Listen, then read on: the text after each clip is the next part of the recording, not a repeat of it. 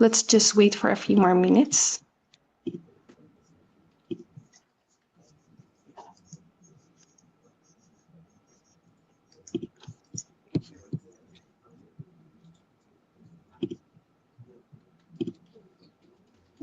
Okay. Okay, see people coming in. While we are waiting for more people to join, let us know in the chat where you are joining from. And yeah, if you're on LinkedIn, feel free to drop your handles in the chat.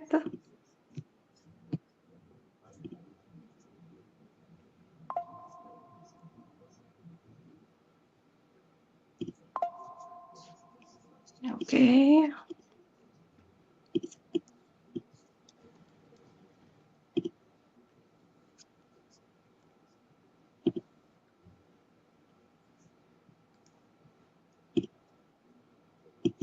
Okay.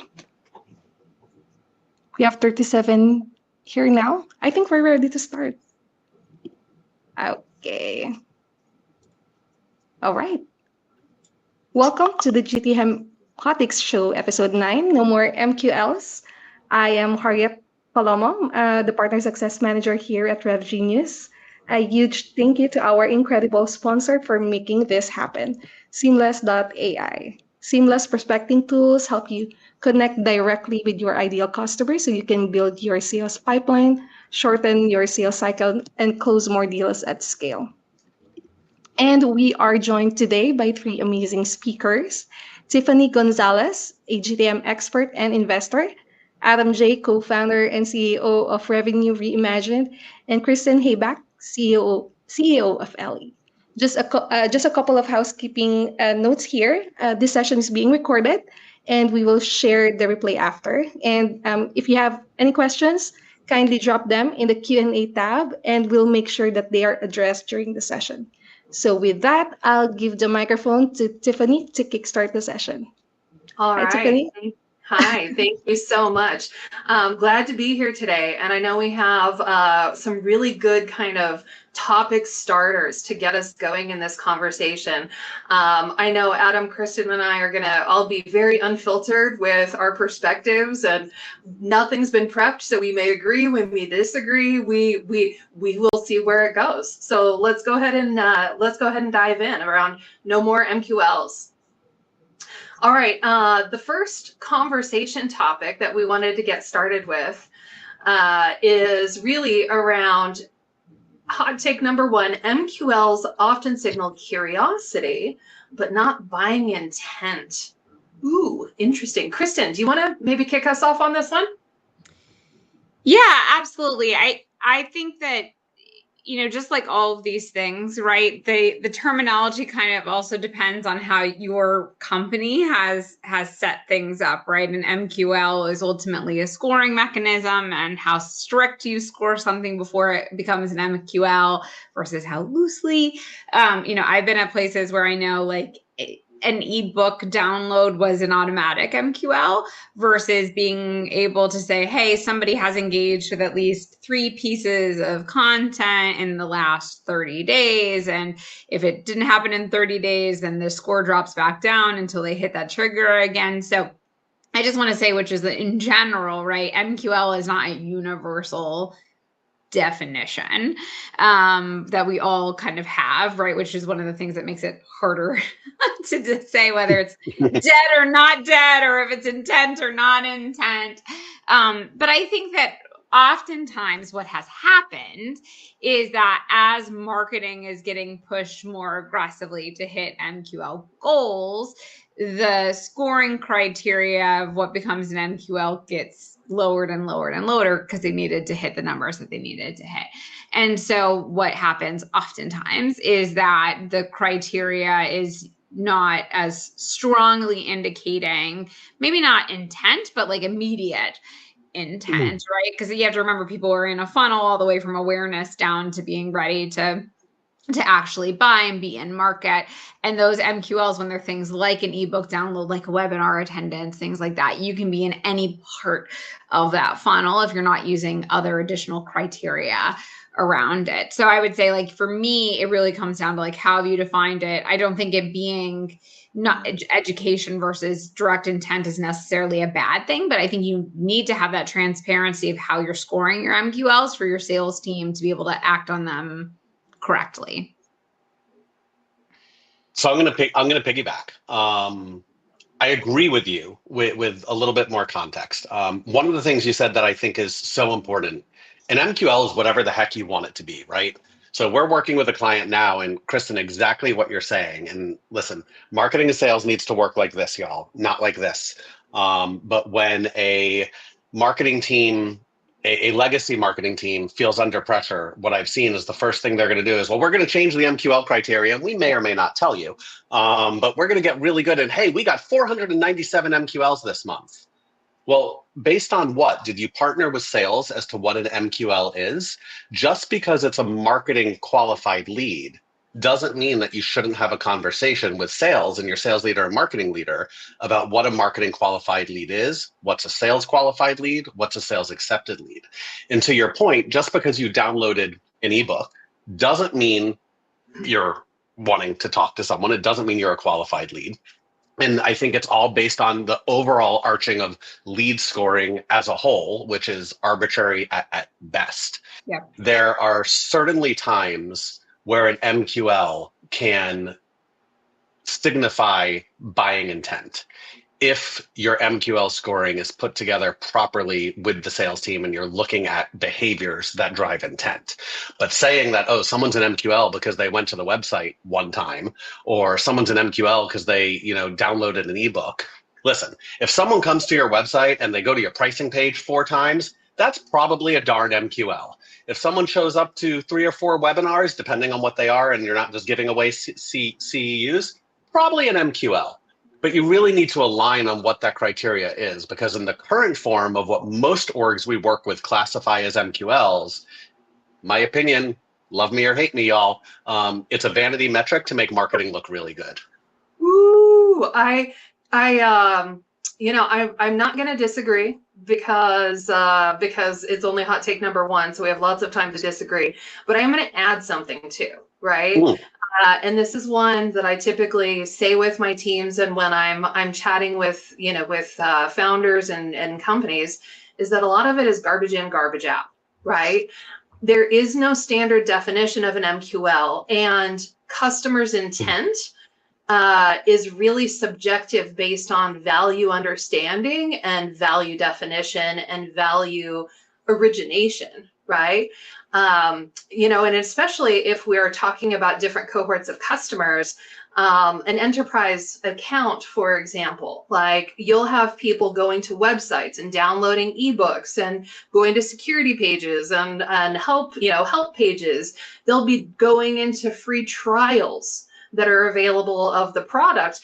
None of those things particularly signify that there is an active qualified lead there. They may be doing diligence. They may have already partially deployed the solution and are now other people in the org are kicking the tires because they're trying to understand what it is without having to ping their IT admin, right?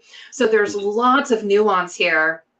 And really, I think, Adam, one of the things you said around like, what is the most narrow definition of ICP and partnering with marketing and sales together is one of the most kind of critical things. I'm going to throw something up here, and I know we're gonna lead to this will help us lead to hot take number 2. But should MQLs even be a metric for marketing? Like, is it a false narrative that is really pushing teams into a direction that isn't helpful for their success nor the business's success? Ooh, Adam, I see your the wheels turning. So they are, because Ben just asked in chat, like, is it a vanity metric? Should we go straight from lead to SAL? I don't think it's a vanity metric if it's defined properly. Like, listen, I do think marketing needs to get credit for the work that they're doing, right? There's no doubt in my mind that if marketing is driving people to exhibit certain traits and perform certain actions and certain behaviors, absolutely marketing should get credit for that. And there should be a marketing qualified, and maybe we take out the word qualified, but we'll call it a marketing qualified lead for the purpose of this conversation. Again, I go back to this sales and marketing disconnect, and I'm not bullying my marketing leaders, right? Sales leaders are just as guilty of this, y'all, of building things in silo and making their definitions in silo and going to the RevOps person and saying, hey, this is the definition of an SQL and an SAO, and this is the definition of an MQL. You got to work together to figure out what these definitions are. I am not a big believer, Tiffany and Kristen, of marketing gets credit for this and sales gets credit for that. At the end of the day, everyone gets credit for revenue. I think attribution, like we won't turn this into an attribution conversation. Everyone gets credit for revenue, but yes, MQLs should exist if they are built properly and built in partnership so that we're all charging towards the same goal. What can't happen is MQLs being built in a silo by marketing. And then when you're looking at, we do a lot of EOS, so level 10, where we have our rocks, where we're looking at the rocks and marketing's like, 497 MQLs this month, we killed it, but heck, we only got 2 SAOs. That's a problem, and that's a clear sign that the way you're looking at MQLs is incorrect. Yeah. Well, Kristen, please go ahead.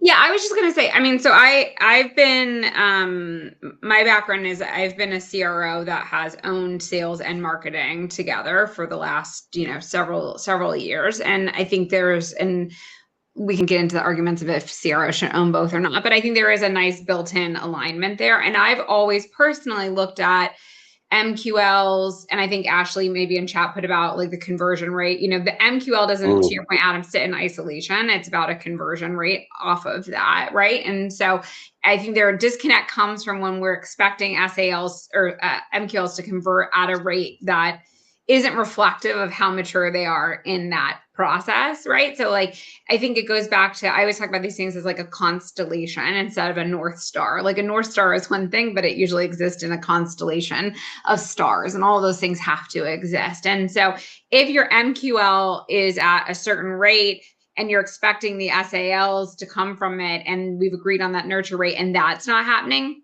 I think then it's a question of like, is the scoring metric right? And is the team actioning them correctly? Yeah. If all you do is loosen up the MQL definition so that you can feed the top of the funnel bigger, and then you expect the conversion rate to maintain the same, again, like probably not going to happen. So I would say, I don't know if it's a vanity metric. I think it is an important metric in a constellation of metrics that reflect health. I think the problem is when you've been, having been in both seats, been asked to jack your MQL numbers up with no other resources to get there. And then you try to hold your sales team accountable for the same SAL conversion rate off of it. And that's where people really start getting angry at each other.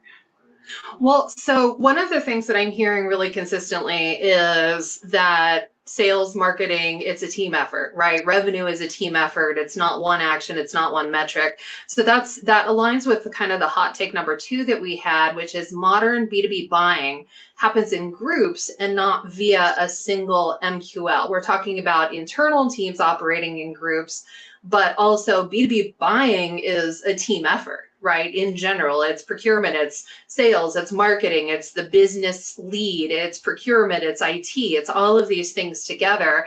And oftentimes challenges with who's the final kind of decision maker. Adam, you want to kind of lead us into this one here? This is a big one. Yeah, go to network, baby, go to network. I think when you look at any buying cycle today, other than VSMB, very small SMB, there is not one decision maker at all. Even in smaller mid-market, you're looking at 5, 7, even sometimes 10 stakeholders today. You have your budget owner, you have your technical evaluator, you have your day-to-day users, and then we all know you have procurement and legal.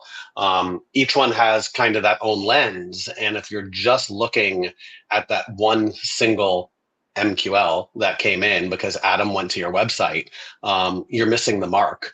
I think this is where you use, and listen, there's all sorts of tools that claim, and some do, to get individual buying level data. You use that to then properly map out what a buying committee is. And this is where your marketing team should be really strong. And you start nurturing people in these groups, and your sales team starts building out these account plans, certainly more for mid-market and enterprise.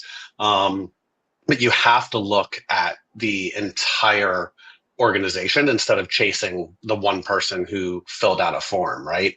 Maybe I filled out a form, but maybe it's, my two partners that are the ones who are going to make this decision. Maybe I attended your webinar, but that's just because my CRO, Kristen, told me to check this out because, she has other things that she's doing, and this is development opportunity for me. You gotta look at that whole group, and you gotta use your network, in my opinion, to get to those groups. I will tell you, every piece of software that I've bought over the past, give or take, 2 years for our clients, which is somewhere in the range of $10 million worth of software, every single one has been because someone referred me to that software and came as a personal recommendation, whether it was directly or whether it was, hey, Tiffany, what do you think about this software before I go, recommend it to a client? Exactly. And I think I'll add to that a little bit before we pass it over to Kristen.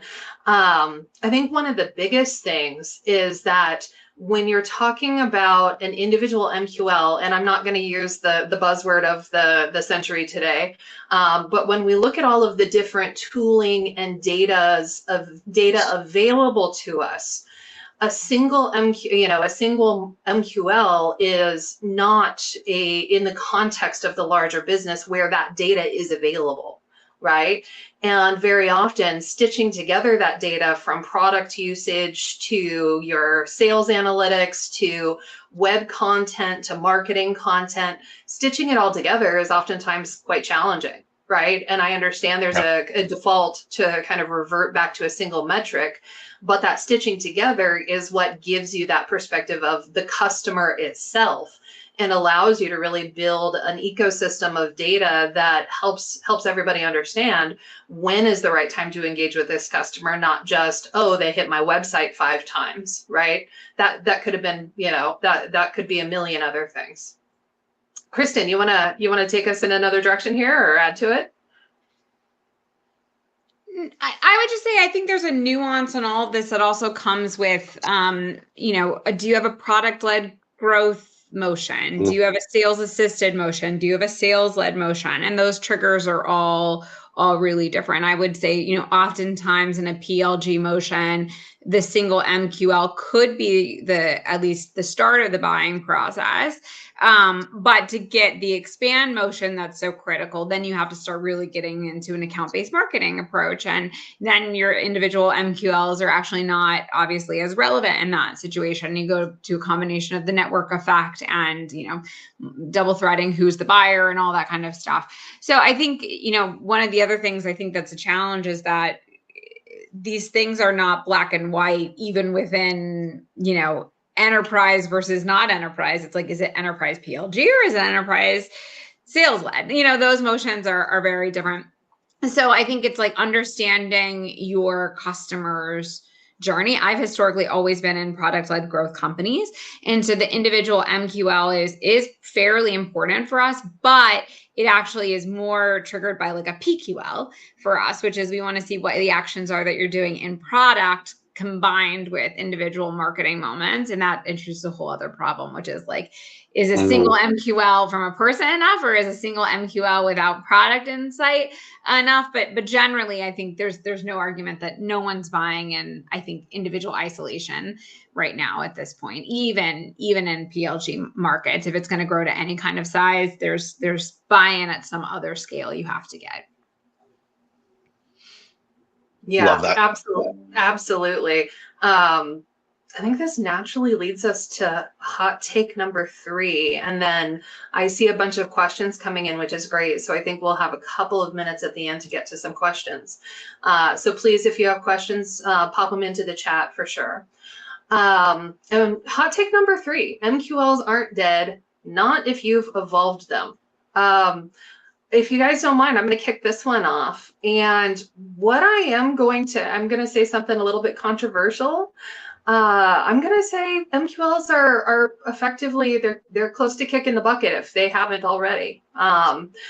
And I know that that may be a little controversial, but when I think about the businesses I've run, right, in a PLG motion and even in B2B PLG motions, MQLs are one data set, and it is one of the first data sets, and it's not even the most important one, right? For that business, the metric I like to use, and I'm not trying to introduce new metrics to the world, right? The one that I like to use is, I call it a moment that matters, but it's a leading indicator of retention, right? And this is the customer doing an action, typically in product, that helps you understand that they've unlocked the value and they see the value of the product, right? And when I'm building revenue motions across my business, I try and very, very deeply narrow the ICP as close as I can get it. And then I go really, really narrow. And then I build a metric around that moment that matters in regards to the ICP. And then everything before that and everything after that is getting customers back to that point. And so that's one of the ways that I drive alignment of my marketing and sales organizations so that we're all singing the same tune. So that way, as marketing is building awareness and brand and building, all of these types of things, that they're driving it towards a metric that we know sales is actually going to value, convert, and drive on. And it allows us to very, very closely segment our customers across time, space, cohort size, all of those things in a way that crosses languages between marketing and sales and brings it together. So I don't know that there's an evolution here. Like, can we make MQL smarter by adding more appropriate and more targeted data points? Absolutely, right? Great. Let's continue to do that. But these are not the start, and these are not the be all end all. And it's really that touch point between them. So I'm going to say, yeah, they're pretty close to kicking the bucket. I don't know. What do you guys think? Adam? Yeah, sorry, y'all. I don't look at MQLs in any of my clients. I don't really care about what we call an MQL or not. What I care about, and I'm going to talk a little bit out of both sides of my mouth, right? Attribution, but not in the sense of who gets credit. Everyone gets credit. I care about first touch, last touch. Where did these people come from? Why? And then ultimately, what made them convert that they're willing to have a sales conversation? The fact is that first touch, and that should be driven by marketing, unless it's, again, go to network, it's to spark that relevance, right? We have to show up in the right way at the right time with the right message. You got to solve pain. Otherwise, it doesn't matter. Last touch is about closing that loop. And if marketing can influence that all the way through, absolutely, that's wonderful. If sales influences that, absolutely, it's wonderful. But what we have still is organizations treating MQLs as the end. They're a marketing qualified lead. Marketing brought this to the table. Marketing gets credit, and marketing did great. It's a partnership. It's not about whether it's marketing or whether it's sales. So do we need to evolve them? I don't know. I feel like there's so many other things that we're evolving and we're trying to change that this is not the one I would spend a ton of time on. I don't think MQLs are dead. I think they've grown up, right? The value isn't in the label. The value is what happens at first touch, middle touch, last touch, ultimately trying to drive to revenue. Yeah, I agree. I mean, I think to some extent it's a semantics argument here. So I'll take the contrarian view, which is I'll say I think there is a home for MQLs and that they are still a valuable component of what we measure. And I think that it's always hard, in my opinion, to pull something out of a process without having a good sense of what to replace it with. And I think that generally, actually, that's the solution, which is to help educate. But let's take that you're working for a CEO who is not a marketing or go-to-market leader, somebody who is an engineer or a product leader historically, or a CFO even, right? Like somebody who's lived in that universe. we can argue this all day long if this is the right way to do it or not, but they are going to want to understand what $1 in is getting them in the marketing efforts. And we can talk about, I've led brand teams, I've led the whole, like, this stuff is hard to measure. And I do fundamentally believe that, but I also believe, like, just because I fundamentally believe it doesn't mean I can convince somebody not to care about the measurement elements of it. And so whether it's MQL or some other evolution of the name, I think there has to be something that shows some level of what impact is being had. And if that impact is growing or shrinking, it's like going into the doctor's office, and even though you don't have a fever, they check it anyway. Like, you're like, I'm here because I have a sty in my eye, and they're like, let's take your temperature, and it's like, okay, but like, it's gonna happen, right? It's part of the triage to understand what's going on in the ecosystem of the business. And I think where it gets dangerous is where we say these things are dead, and then we don't give people good guidance on how to replace them. And I think they're not dead if you haven't evolved them yet. So it goes into, like, what that evolution is, and setting the right expectations to understand conversion. And I think the really big one that I think we've also talked about a little bit here is that where I do think MQLs are dead is when marketing hands it off, and that's the end of the journey for the MQL. I think that actioning of the MQL, that part is dead, which is you have to continue to nurture that, even though you've handed it off to a salesperson. And if anyone is handing it off and then putting their hands up and saying, I'm done, it's in your world now, that I think is like a fundamentally flawed actioning of the MQL. I love that take. Yeah. Go ahead, Sorry, Adam. Tiffany. That might be the most important thing, Kristen, that we've said in this whole thing. If you are just saying it, and this goes both ways, right? Sales and marketing. It hits this stage, oh, don't got to touch it anymore, bye-bye. That is a fundamental problem. I could not be happier that you said that. See, I tried to be spicy, and I didn't even get there. I think the theme here, right, is show value and continue it, and moving beyond, especially when we think about the tools that customers have available today, right, to go get information, to do research about customers, solutions, technical implementations. When you go think of just the sheer amount of data and speed at which people are able to get this information, the most important part is, how are you understanding what actually matters to the customer, right? And so an MQL is one component or one discrete measurement, but is not the ecosystem of customers. If we're not integrating the rest of that data to understand it, then maybe it is the best metric that you have. And I'm going to just really suggest you go talk to a revenue advisor to help you move to the next step of what that looks like, right?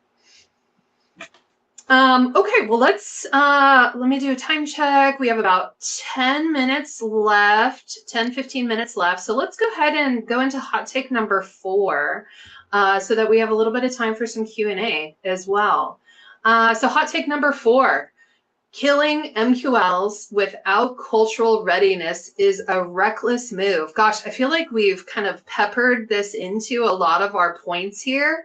So I'm just going to open up the floor, because cultural readiness is that's an interesting one to me. So let me open up the floor and let's see where this goes. I think we've all said it.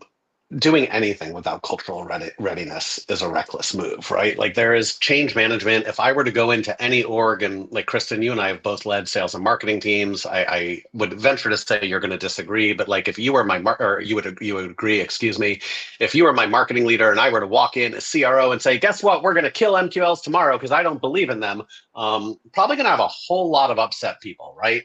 You got to start with the why. You have to get buy-in from the team. Listen, we all have different leadership styles. Mine is not a top-down approach. It is not because I said so. I very much believe in buy-in, explaining the why before a decision's made with a select group of people. Killing anything or launching anything without buy-in and cultural readiness is a reckless move. Yeah, I mean, fully agree. I think I think it has to come back to what are and we talked about this partnership element before, like, what are these revenue goals that we have? how do we plan to hit those revenue goals? Where will your group be? Where will my group be? Where will we be together? I think someone in the chat talked about sales as part of your messaging channel. So I'll tell a quick story. When I was at Atlassian, and I was building out basically our SDR team. They'd never had an SDR team. They were already a public company at this point, and they were like really did not want to do it. It kind of went against a lot of what they were fundamentally culturally.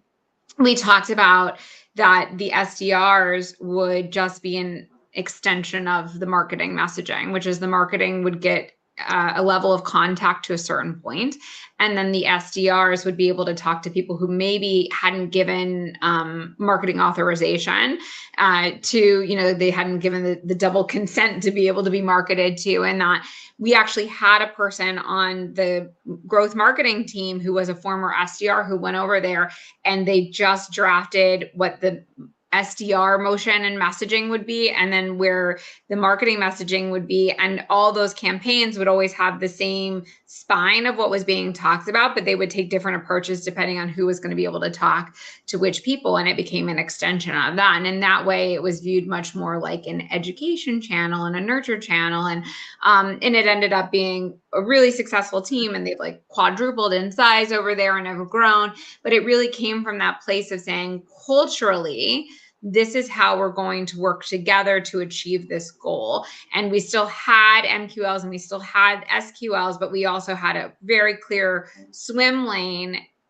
Swim lanes, it's not maybe a great term, but it's like swim lanes that did come in and out of each other, but we knew where those intersection points were going to be at. And we knew that when they did intersect, the marketing message and the sales message were going to take different approaches, but work in conjunction with each other to reinforce the messaging. And I think that's a really great example of it. The answer wasn't killing the MQL, and the answer wasn't, not leveraging the team to their fullest extent, but it was like, culturally, what are we trying to achieve, and how will we do that in a way that works for us? I'm going to make some assumptions. Obviously the audience can dig in and add to this in the chat. I'm going to make some assumptions that there are, a non-null number of companies out there where the executive, whatever it is, the CRO, the CMO is diehard on, well, I've run my career off of MQLs, and this is the step one we always take. It's a ride or die, so to speak.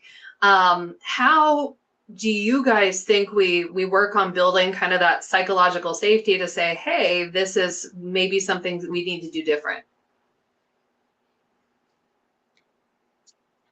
I think it also, I think there's two challenges here. Like, hey, one is that if it's working, like maybe this person's ride or die thing is working, and you're sitting in these updates and the metrics are all green, like, I don't know, great. I think where it is a problem, and I'm sure everybody's experienced this, which is when, not to dunk on marketing for a second here, but when marketing goes and shows all their OKRs are green around MQL attainment and the revenue was a miss for the quarter. Like those things, that's like my biggest pet peeve, is when everyone goes and updates for their quarter and everyone had green slides somehow, but the number was missed for the quarter. And it's like, these things can't all be the same thing.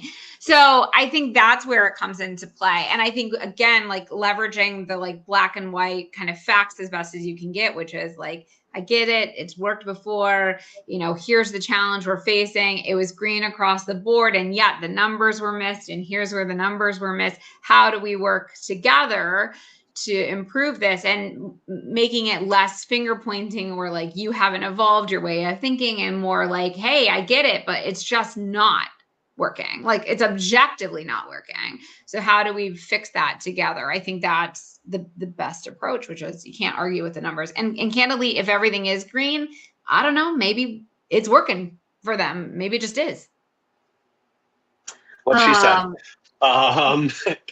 It's very rarely always green, though. I think, yeah. And this goes back to what we said in the beginning, right? And like, true story, dealing with a client right now where, again, we do EOS, 3 rocks per person, green, red, blah, blah, blah. And it was red. And then miraculously, we're suddenly green. Why? Because we changed the definition. And if you truly want to be a partnership, with sales, marketing, product, success. If you truly want to see revenue go to the right, you're not doing anyone any favors, least of all yourself, by changing the definition to make it green. The best leaders that I've worked with, sales, marketing, whatever, are the first ones to say, you know what, this isn't working. Let's partner and figure out how to fix it versus let's just change the definition to make myself look good. Yeah, what she said. Well, I know we have some great questions that have come up, and let's dig into a couple of these. I think these are there's some really great ones in here.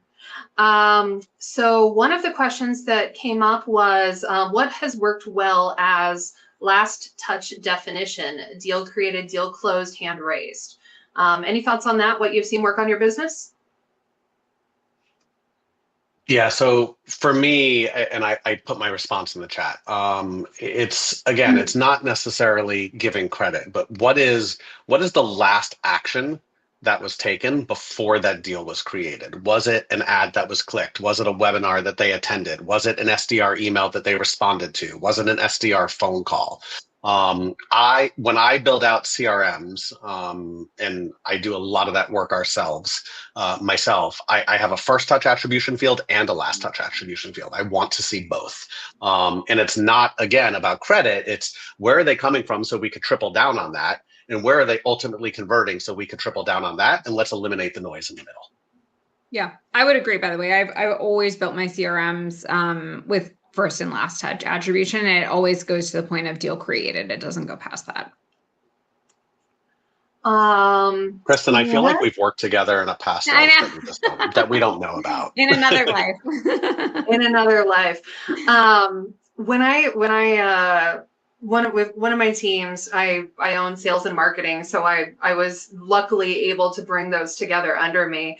One of the things that it was tongue in cheek, but one of the things that I said very regularly was like, I don't care where the customer came from, right? What I care about is where did we understand that they have a need, and how are we solving that need as quickly as possible, right?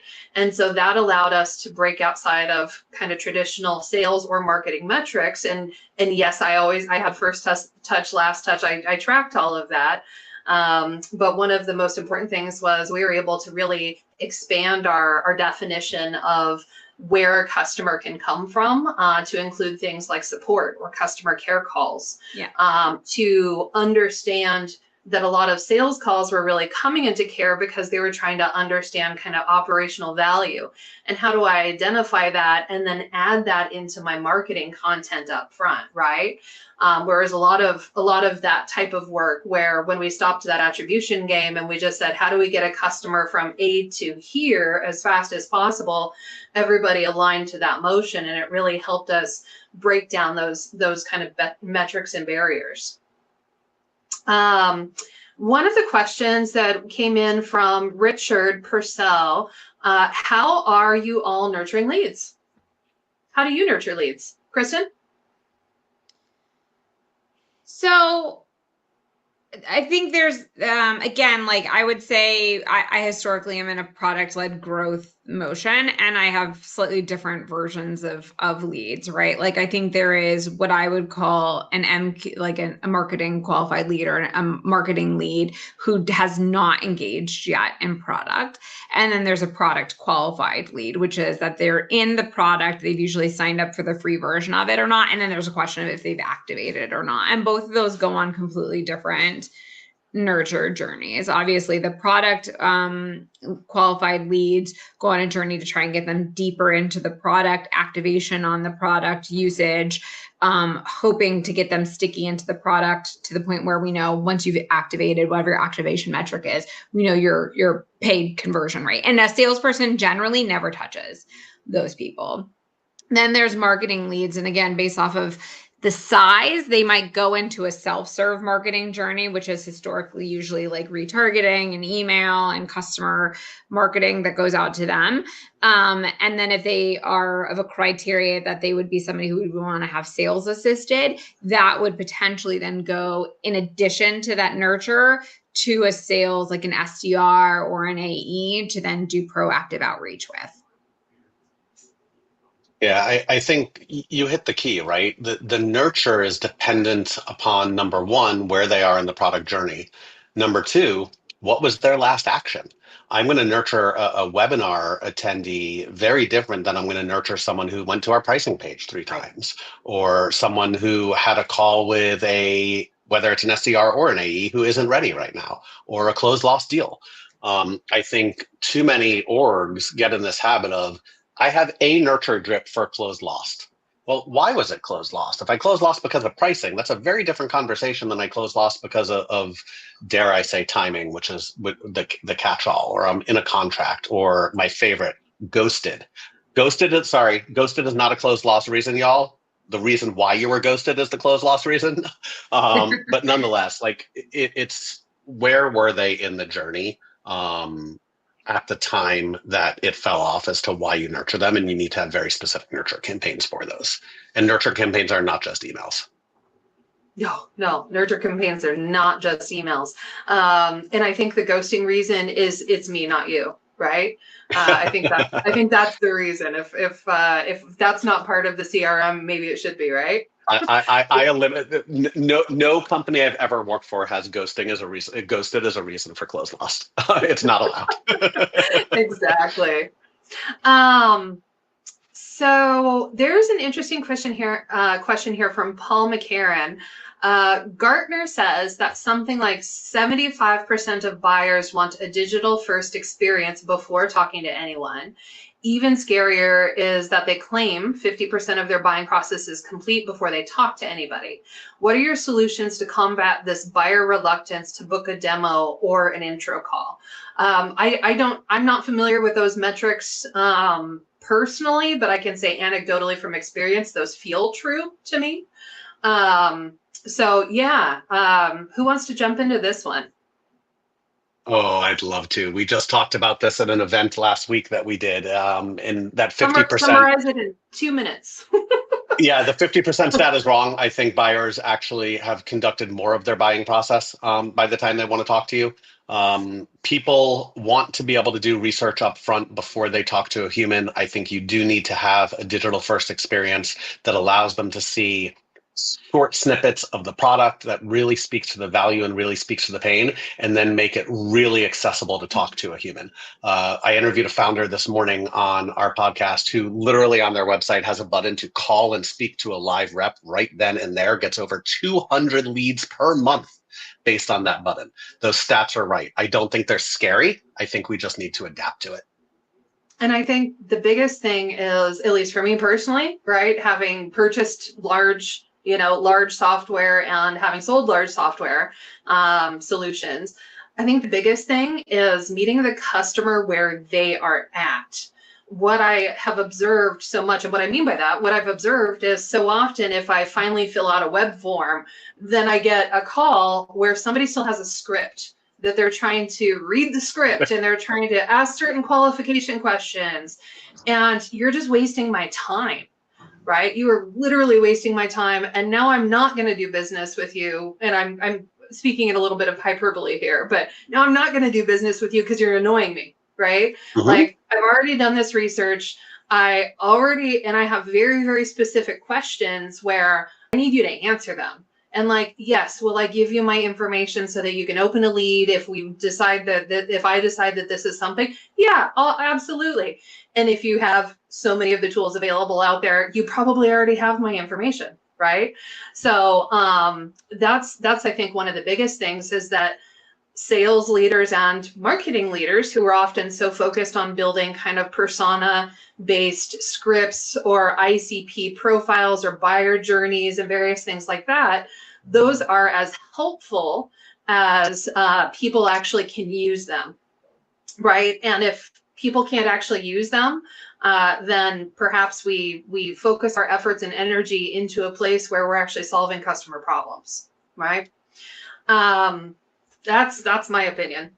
I know we are right at top of the hour, or top of our time here. And I don't know, Harriet, if you wanted to wrap us up or anything, but what I did want to say is, Kristen, Adam, all of our information, myself, all of our LinkedIn, Our LinkedIn URLs are all posted into the chat. We'd love to continue to engage on this and many, many other topics. We're very grateful to RevGenius and Seamless.ai for bringing all of this together. And thank you so much for your time. Adam, Kristen, any last words?